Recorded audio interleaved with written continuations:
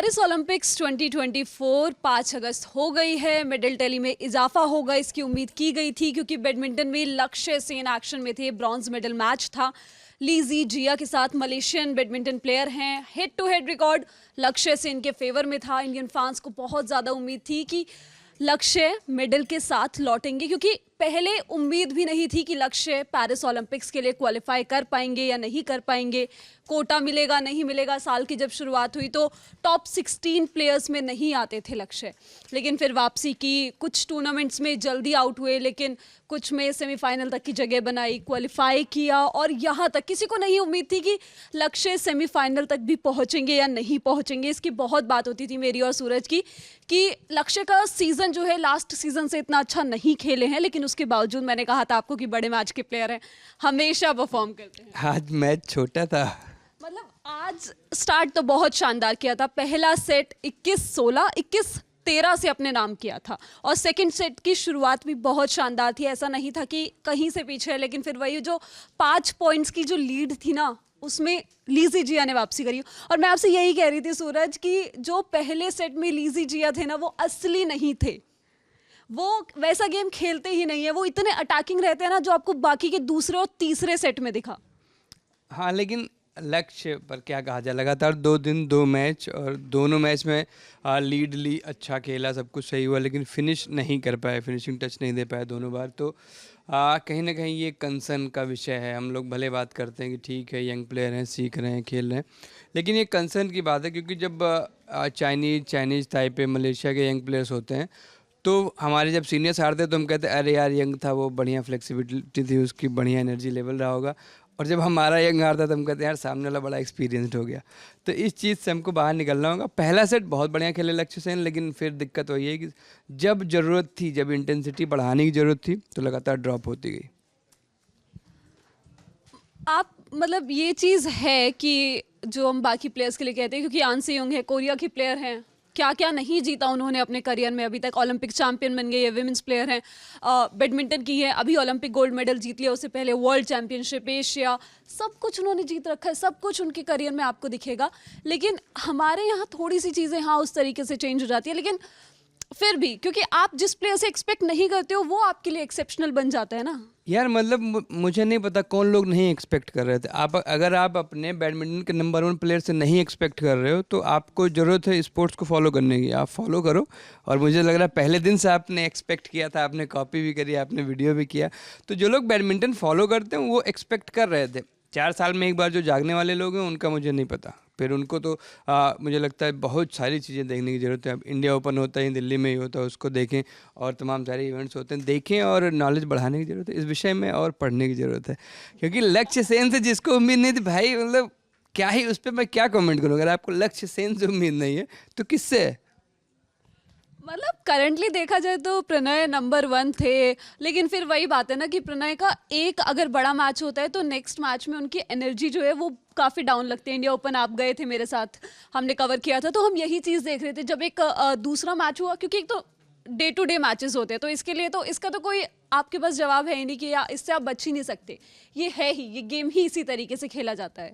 हाँ, और आप शुरू से यही गेम खेलते हैं। खैर आज का जो मैच रहा, मतलब जिस तरीके से वापसी करी भाई मलेशियन प्लेयर ने बाद में, उस लेवल का बैडमिंटन अगर एक बार किसी एक इवेंट में देखने को मिल जाए, किसी इंडियन रैकेट से, किसी इंडियन शटलर से, तो मज़ा आ जाए। हमने रियो में देखा था किस तरीके से खेली थी पीवी सिंधु, कमाल का गेम था, मतलब पूरा इंडिया देख रहा था। फिर हमने टोक्यो में देखा एक बार, फिर से उन्होंने कमाल किया।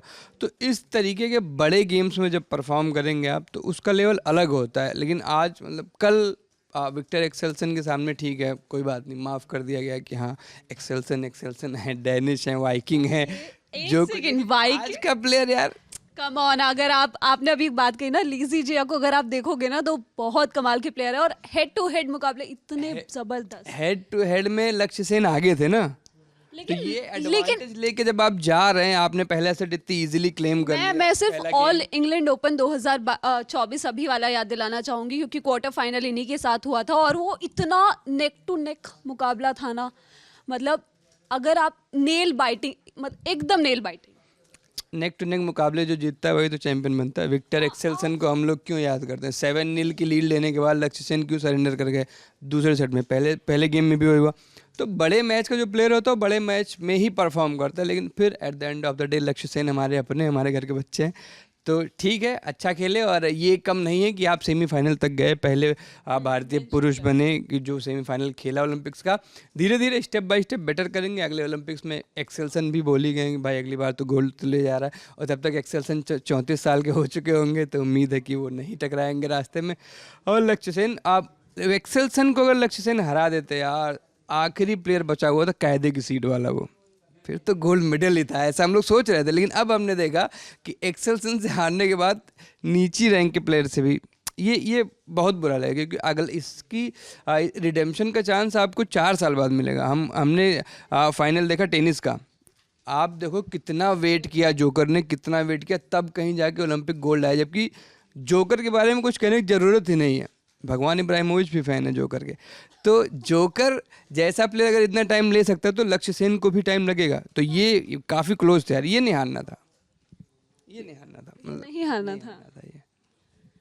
मतलब मुझे पर्सनली ऐसा लगता है कि पहला सेट जो था वो बहुत हाई इंटेंसिटी वाला मैच था, सेन बहुत अच्छा कर रहे थे, लेकिन उस पहले सेट में ना लीजिया सेटल नहीं थे, उनकी जो शटल्स थी वो बैकलाइन के बाहर जा रही थी, कुछ क्रॉस शॉट लग रहे थे, लक्ष्य बहुत कमाल थे नेट्स के पास, क्रॉस जब अटैक कर रहे थे वो सारी चीज़ें। लेकिन उसके बाद जब लीजी जी अपने रंग में आए, स्मैशेस लगाए, तीसरे सेट में तो लगातार 3-4 पॉइंट्स उन्होंने स्मैश करके ही कमाए थे। खैर, लेकिन सारी चीज़ें एक तरफ, कोई बात नहीं। वही बात है ना, आपने जो जोकर के लिए कहा कि पहला ब्रॉन्ज जीता था 2008 में, और उसके बाद अब वो गोल्ड में बदला इतने साल बाद वो गोल्ड में बदला है, और एक्सेल्सन ने तो बोल ही दिया है लक्ष्य के लिए। अब आगे भी देखना होगा, क्योंकि अब 2028 का है, ऐसी कुछ उम्मीद चिराग सात्विक से भी की जाएगी next 2028 Los Angeles Olympics games में। अच्छा कैंपेन। इसमें क्या कमेंटेटर मैंने सुना कि ये लोग कह रहे थे कि टॉस जीत कर उसने टफ साइड चुनी कोर्ट की, तो उसका फ़ायदा मिला, बाद में उसके लिए ईजी हो गया गेम और लक्ष्य के लिए टफ हो गया। तो ये मतलब साइड्स टॉस नहीं हरा दे, क्रिकेट वाला खेल हो गया यहाँ तो।